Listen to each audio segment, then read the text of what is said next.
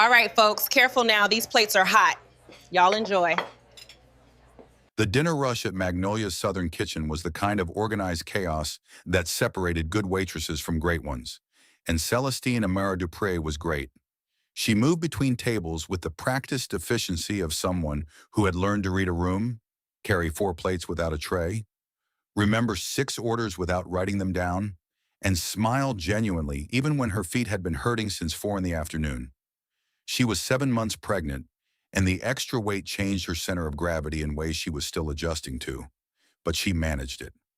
She had learned to manage a great many things in the past year that she had never expected to need to manage.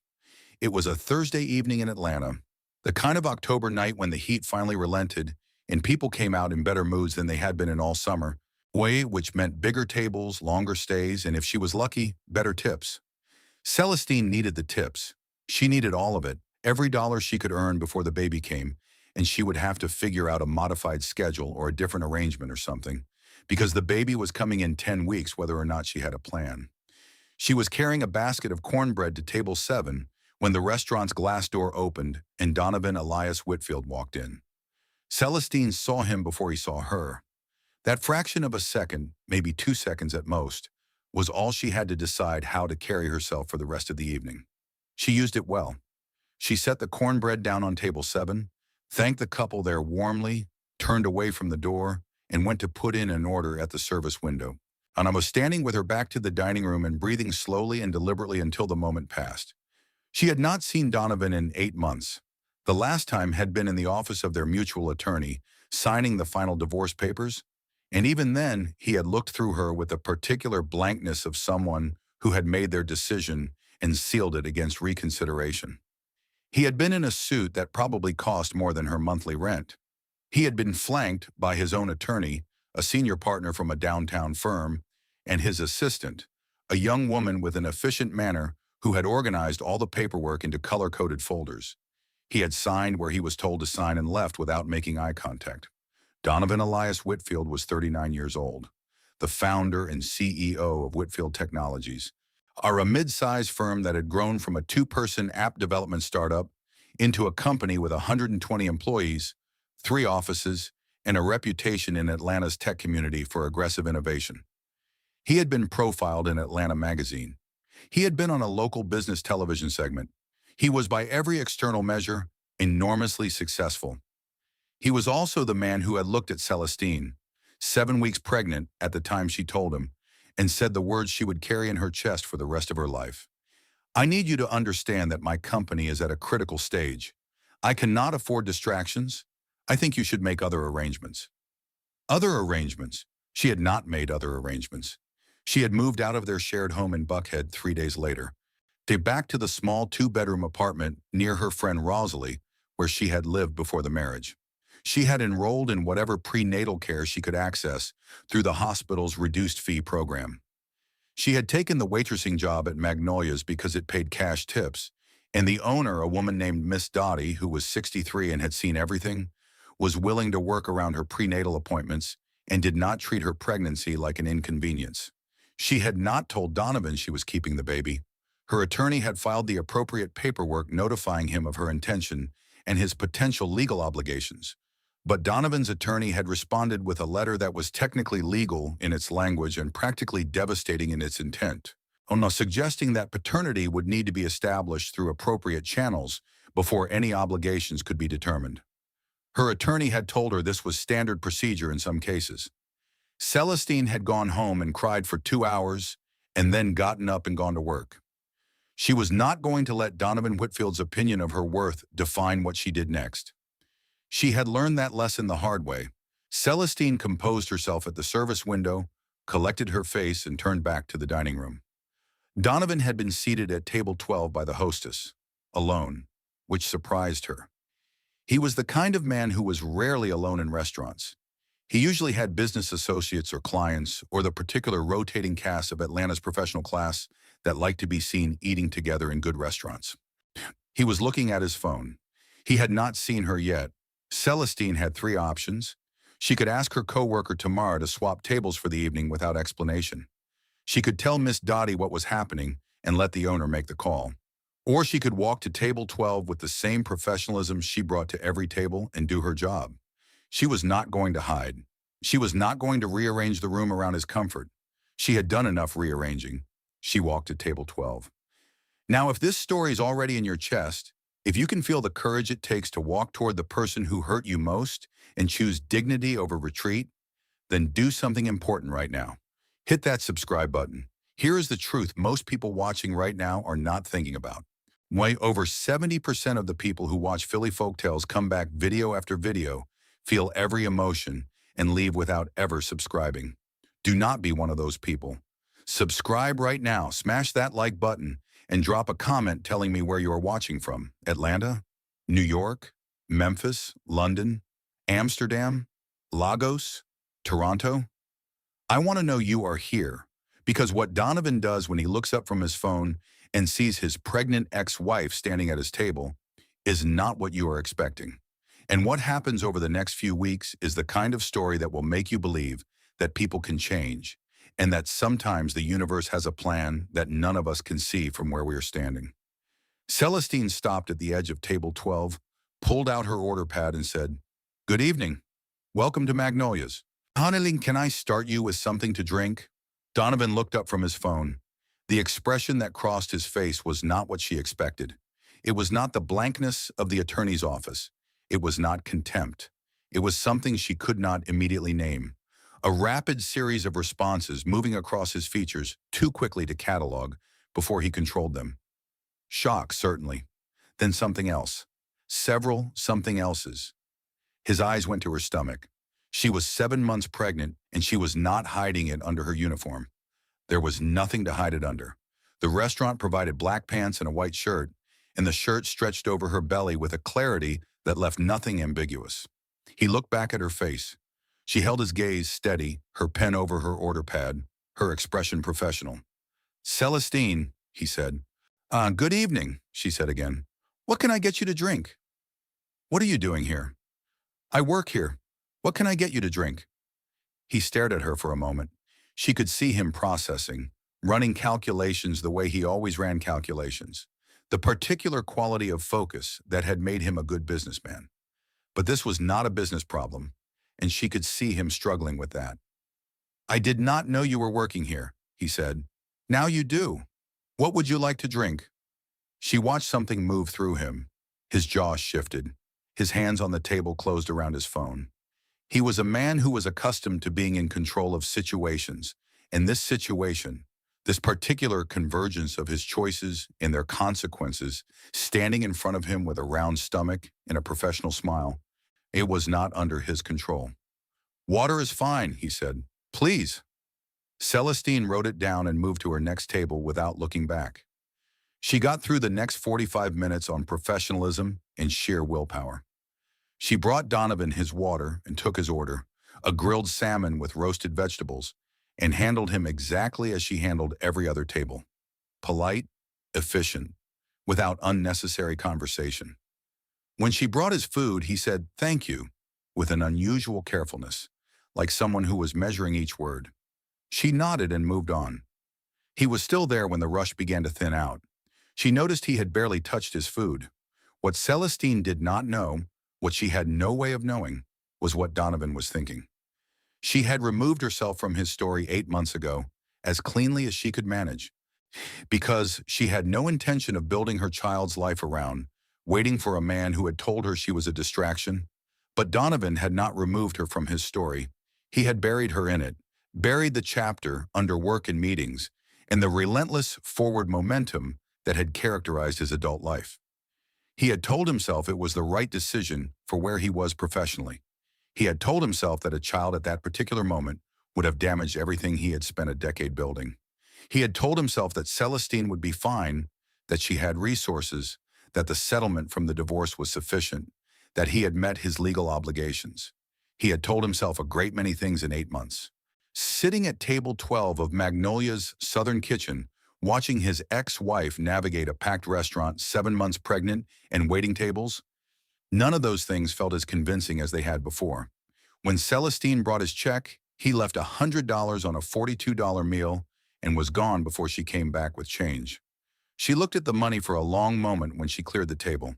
Then she pocketed it like she pocketed every other tip and went back to work. She told Rosalie about it that night when she got home.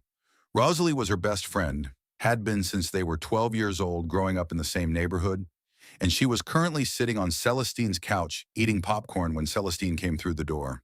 "He came in where you work," Rosalie said, her voice carrying the particular outrage of a best friend who has been fully briefed on the relevant history. "He did not know I worked there." "How do you know?" "Because when he saw me, his face did something it would not have done if he already knew." Celestine sat down, shoes off, feet aching, exhausted in the specific way of a heavily pregnant woman who had been on her feet for 8 hours. "He left $100 tip." Rosalie was quiet for a moment. "What does that mean?" "I have no idea," Celestine said, "and I am too tired to try to figure it out tonight." She slept better than she expected. Donovan did not come back the next night, or the night after that. By the end of the week, Celestine had mostly filed the encounter under things that had happened and could not be undone and moved forward. She had a prenatal appointment on Friday. She had a crib to finish assembling. She had 10 weeks to prepare for a person. And then on Monday, Miss Dottie called her into the small office behind the kitchen before her shift started and said, "Baby, someone came in this morning wanting to talk to me about you." Celestine felt her stomach tighten. "Who?"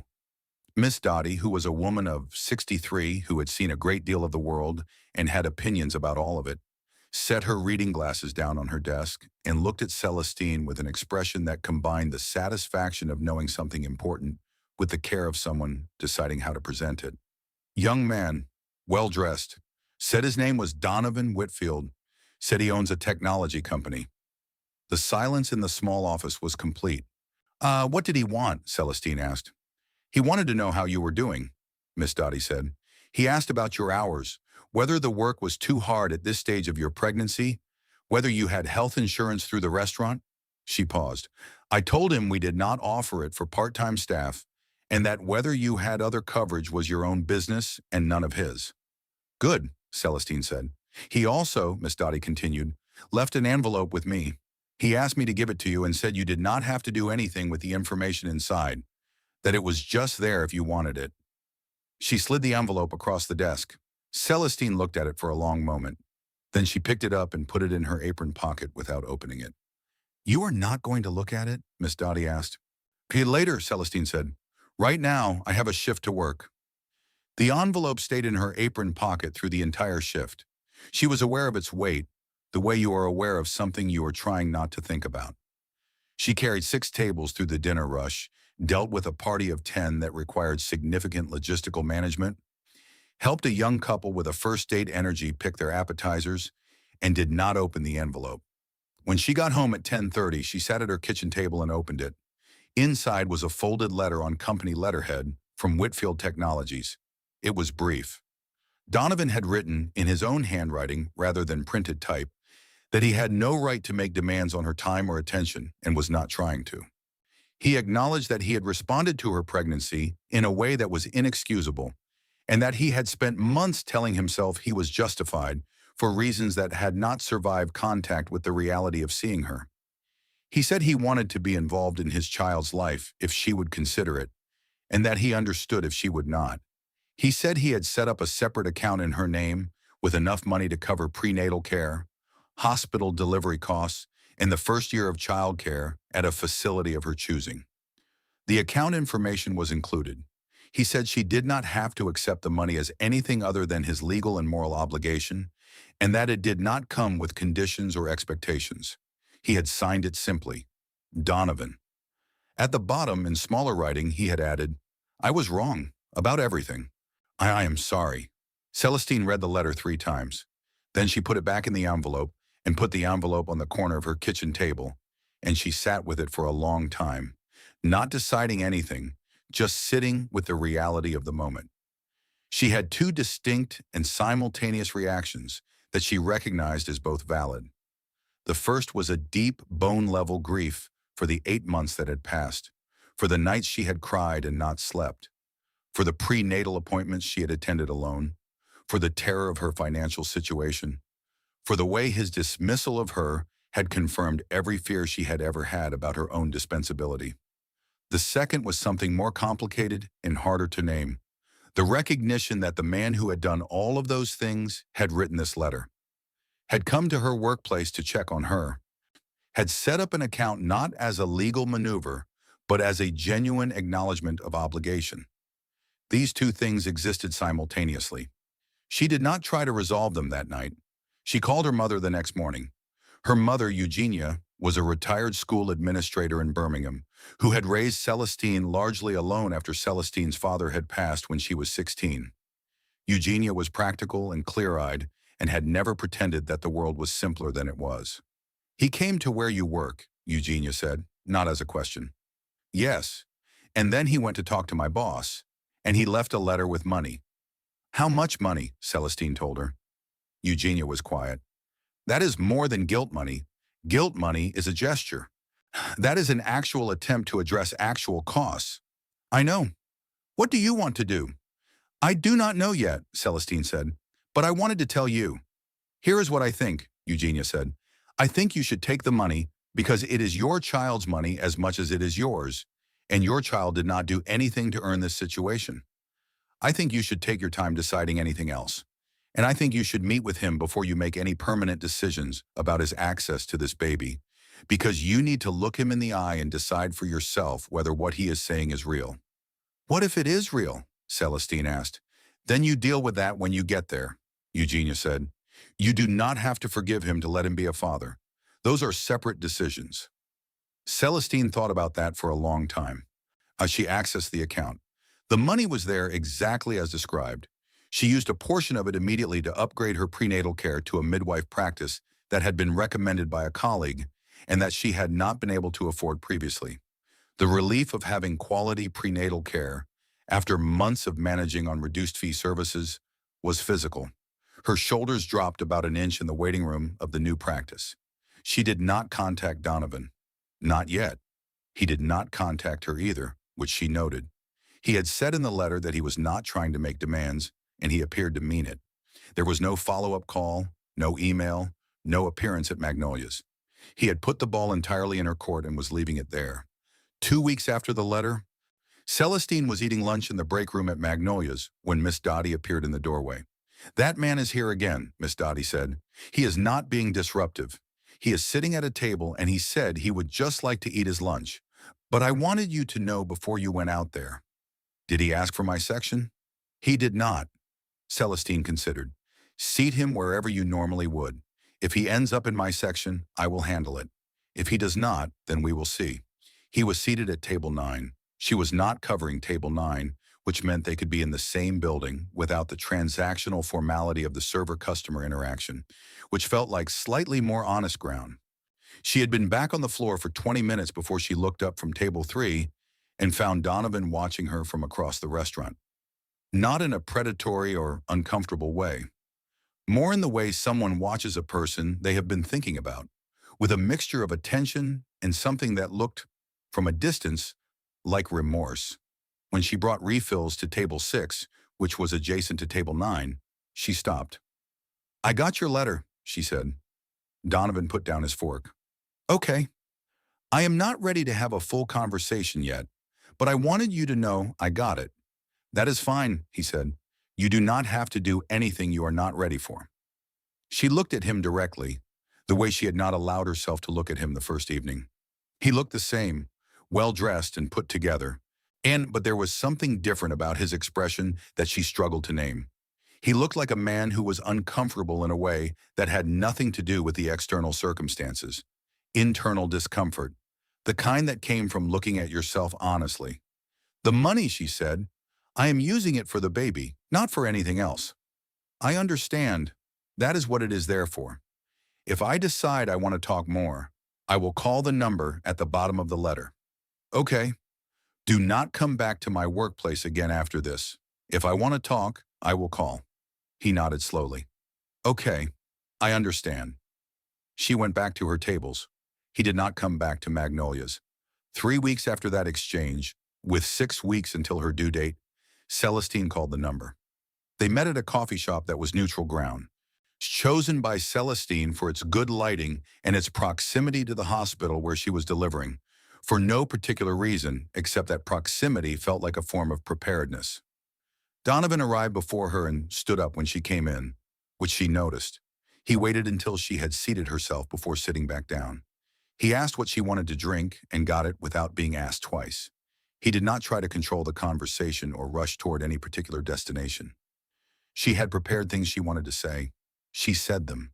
She told him what the 8 months had been.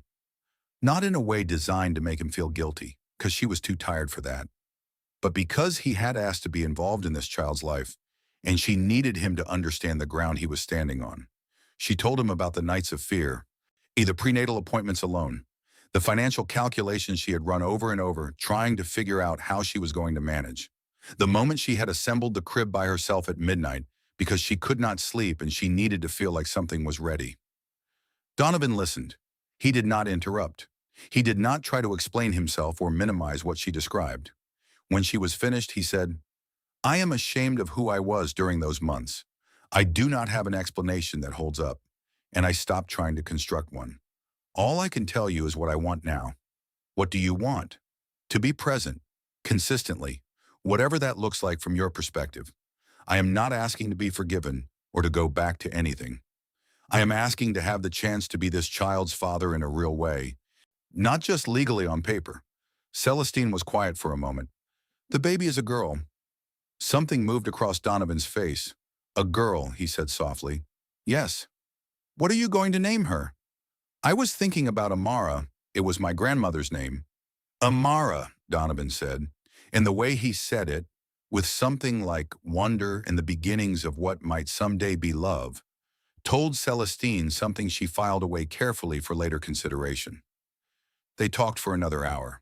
By the end of it, they had not resolved everything, not remotely, but they had established a few things. Donovan would be at the hospital when she delivered, if she wanted that. He would take a paternity test immediately, not because she required it, but because he wanted it officially documented, wanted no legal ambiguity around this child. He would set up a proper child support arrangement through attorneys, more substantial than the legal minimum, and they would meet again in 2 weeks to continue the conversation. She drove home and sat in the parking lot of her apartment complex for 15 minutes, trying to sort her feelings. What she felt was not what she expected to feel after having the conversation she had been dreading. She felt cautiously, carefully, armed with appropriate skepticism, hopeful. Not about a reconciliation, which was not on the table and which she was not reaching for, but about the possibility that her daughter might have a father who showed up. That was not nothing. That was actually quite a lot. She called Rosalie. "How did it go?" Rosalie demanded, clearly having been waiting for this call. "I do not know yet," Celestine said honestly. "Hey, what? But I think it might go okay. I think he might actually mean it." "Are you getting back together with him?" "No," Celestine said without hesitation. "That is not what this is. But maybe he can be a good father, and that matters more than whether he was a good husband." Rosalie was quiet for a moment. "You are the most emotionally mature person I know." "I am exhausted," Celestine said. "I think exhaustion and emotional maturity can look similar from the outside." Rosalie laughed, and Celestine laughed too. There in the parking lot, 7.5 months pregnant, figuring out what came next one conversation at a time. Amara Grace Dupree was born on a December evening, 6 pounds 11 ounces, man with her mother's mouth and her father's brow and lungs, that announced her arrival with the authority of someone who intended to make her presence known. She was perfect. She was furious about the transition from warm to cold. She was, from the first moment she was placed on Celestine's chest, the most important thing that had ever happened. Donovan was in the hospital. Celestine had told him he could be there, not in the delivery room, but in the waiting area, available if she needed anything and present for the arrival. He had arrived 3 hours before she delivered, brought her mother coffee, and had the grace to stay out of the way while doing so. When the nurse came out and told him he had a daughter and that both mother and child were healthy, Eugenia, who had been seated beside him for the last hour, he said later that his face did something she had not expected from a man she had significant reservations about. He cried, not performed emotion, not the calculated vulnerability of a man managing optics. He sat in the plastic waiting room chair and put his head in his hands and cried with the specific grief and relief of someone who understood, in that moment, exactly what they had almost walked away from. Eugenia had patted his arm. She told Celestine this story later, matter-of-factly, as evidence she was incorporating into her ongoing assessment of the situation. When Donovan was brought in to meet Amara for the first time, Celestine watched his face carefully. She watched him hold the baby with the careful, slightly terrified hands of a first-time father who was afraid of doing something wrong. And she watched him look at this 6-pound, 11-ounce person with an expression so raw and unguarded that she had to look away because it felt too intimate to witness directly. "Hello, Amara," he said quietly, and his voice was unsteady in a way she had never heard from him in the years they were together. In the weeks that followed, Donovan did exactly what he said he would do. He was present, not intrusively, not with the energy of someone trying to earn forgiveness through sheer volume of effort, but consistently and reliably. He came when he was invited, held Amara for hours while Celestine slept, learned to change diapers with the earnest focus of someone treating it as a skill worth mastering. He set up the child support arrangement through attorneys with payments that were more than sufficient. He texted updates when he was coming, gave notice when something changed his schedule, and did not create drama when Celestine needed to modify plans. He did not ask for more than she offered. He did not press for a reconciliation. He did not try to leverage his financial contribution into emotional access. He simply showed up, did what was needed, and went home. 3 months after Amara was born, Celestine quit the waitressing job. She had not left because of Donovan's money, though his child support contribution had made her financial situation genuinely manageable. She had left because she had been accepted to a medical coding certification program that met 3 evenings a week and would qualify her for remote administrative work in healthcare. Work that was stable and better compensated, and that she could eventually do from home while Amara was small. She told Donovan about the program over the phone, not because she needed his opinion, but because he had become, incrementally and cautiously, someone she communicated with regularly. "How long is the program?" he asked. 6 months. I start in February." "Who is watching Amara on the 3 evenings a week you are in class?" "My friend Rosalie for now. My mom is coming up for 2 weeks in February to help me get the schedule established." A pause, then, carefully, "I could help with some of those evenings, if you wanted." Celestine considered. This was a reasonable offer. It was also a meaningful expansion of his role. She thought about what her mother had said 3 months earlier. "You do not have to forgive him to let him be a father." 2 evenings a week, she said, Tuesday and Thursday. "I will be there," he said. He was. Every Tuesday, every Thursday, for the entire 6 months of the program. He arrived on time. He handled the evenings competently and without complaint. He sent her updates when something funny happened that he thought she should know. The kind of small parenting dispatches that were purely informational.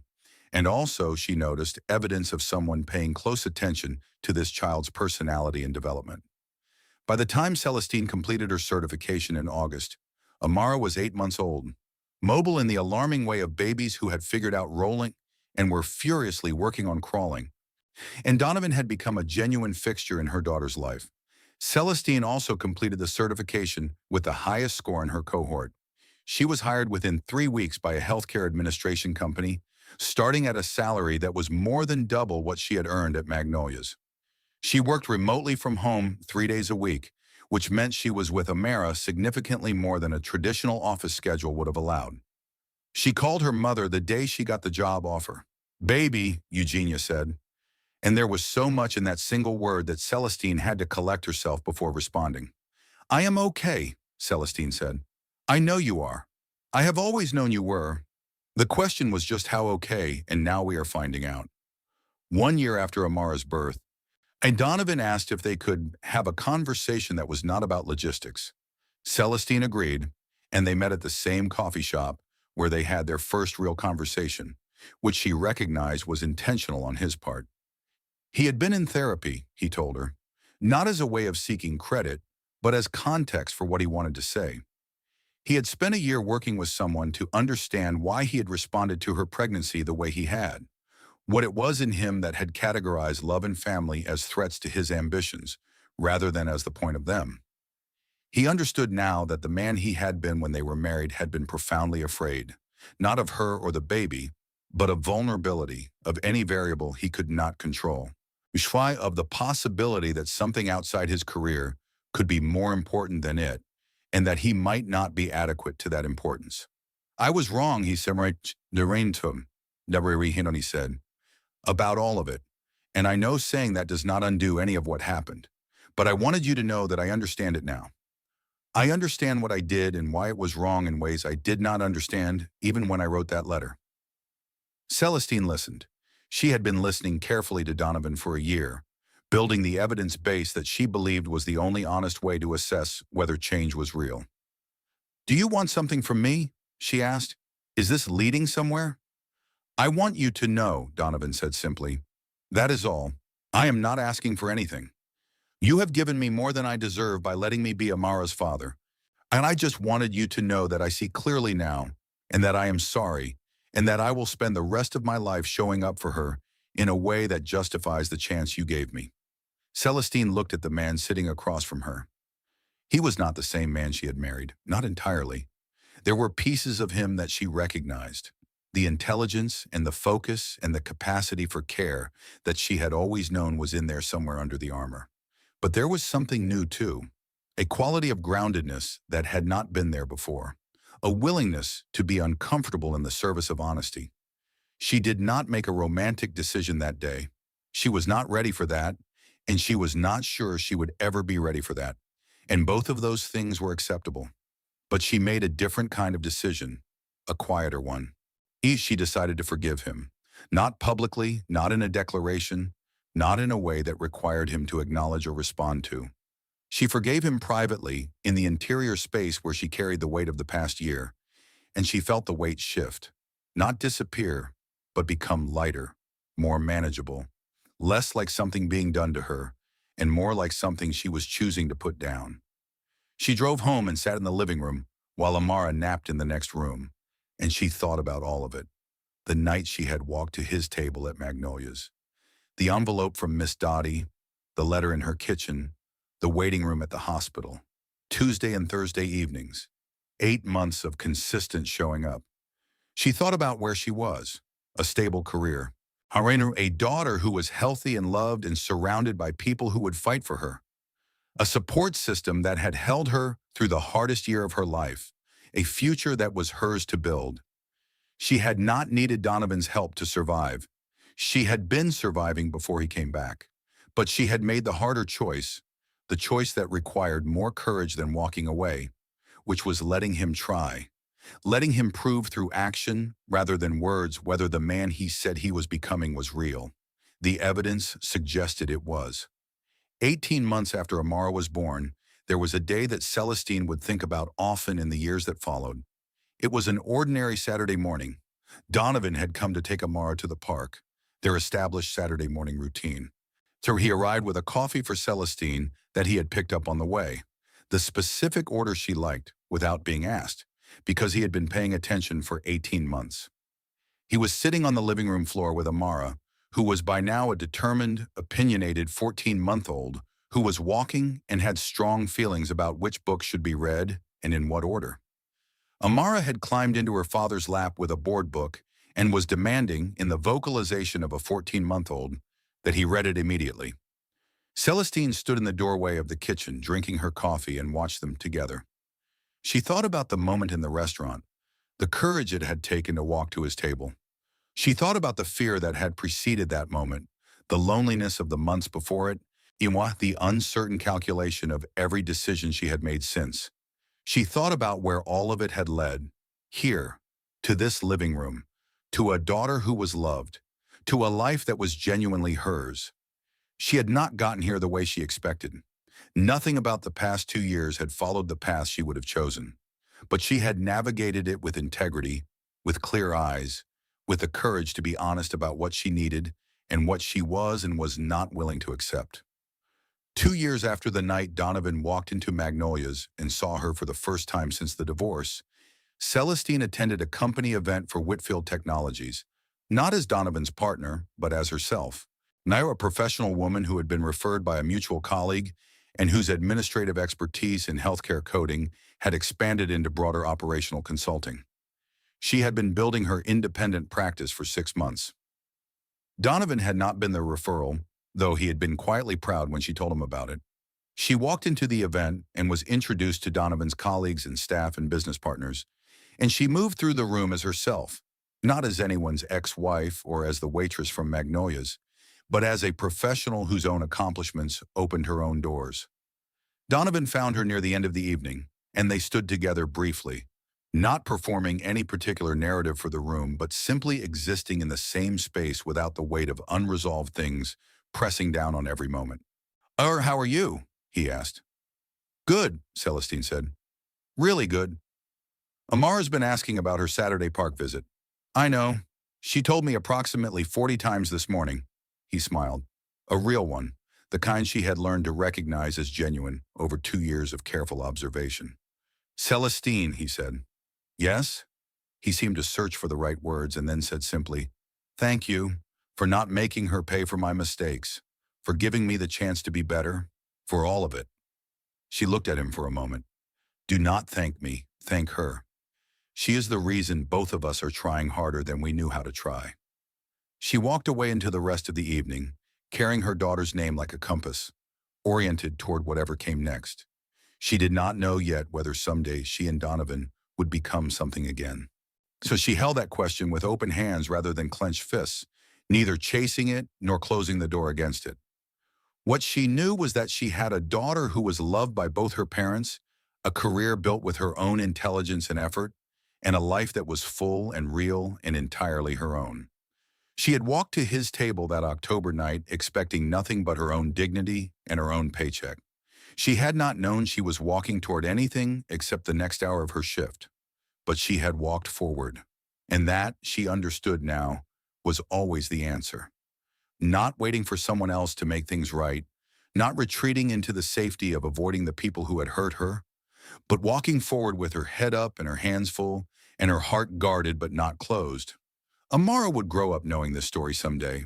Annie and Celestine planned to tell it to her honestly, all of it, including the parts that were hard and the parts that were complicated, and the parts where nobody behaved perfectly, and people had to decide whether to try again.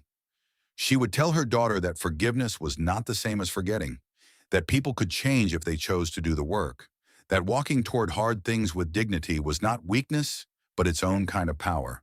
And she would tell her that the night everything changed started with a pregnant woman carrying cornbread to a table, finding the courage to walk to the difficult table instead of away from it, and that sometimes the most important step you ever take is the one you take toward the thing you are most afraid of.